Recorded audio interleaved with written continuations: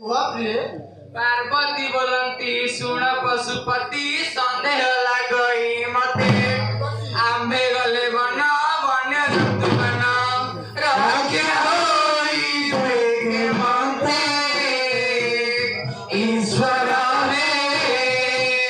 विचार तुम्हारा जीते ईश्वर रे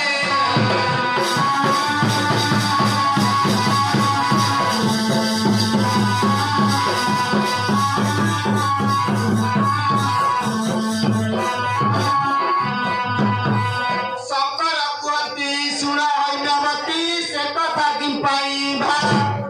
ଆମ୍ଭ ଦୁଃଖେ ସୁଖେ ଆମ୍ଭେ ରହିଥିଲେ ପଛକୁ ନଥିବ ଗୋଳ ଗୌରୀଲୋ ମନରେ ଆନ ଭାର ଗୌରୀଲୋ